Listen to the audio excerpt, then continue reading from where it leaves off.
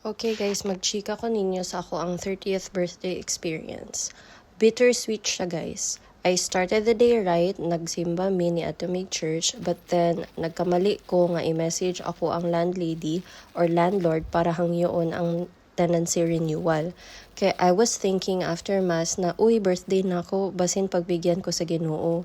Nagnovena pod biya ko ani. Pero wala, dili sila willing i-adjust ang terms. The only adjustment na ilahang gibuhat is from 4 checks payment to 6 checks payment and then small reduction sa renewal fees. Pero bottom line, kailangan gihapon namo mag-andam og at least 10,500 dirhams by September. Meanwhile ako, bago ra jud ako gi-zero ako mga accounts kay para mabayaran ako ang credit card nga due. And akong gikwenta, ako ang this month's salary short pa jud og 400 dirhams. So nawala jud ako ang pagka-feeling birthday girl adto na time. Pero adulting man ta, so kailangan gihapon ipadayon ang adlaw bahala gusto ra ka mo hilak ug matulog tibok adlaw. Gipadayon na mo among plano nga mag-Haidilao which is treat ni Loisa.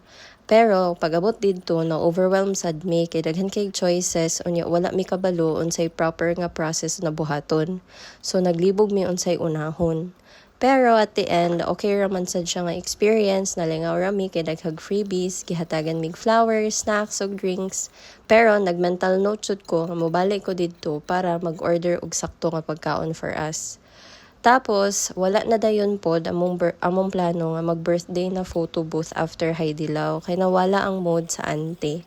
So, nanguli na lang mi, anya, nagitawagan ako akong parents, and then I thought I'd take a nap after kay na-exhausted ko physically, mentally, and emotionally.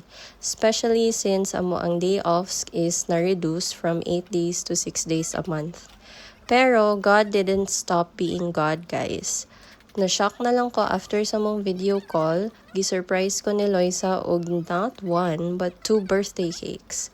1 for me and 1 for my social media self, Creatively Bea. Pero that's not all. Nag-surprise po siya og gift. Akong dream camera and cash. So, syempre, nakahilak jud ko kay na-release akong tension throughout the day.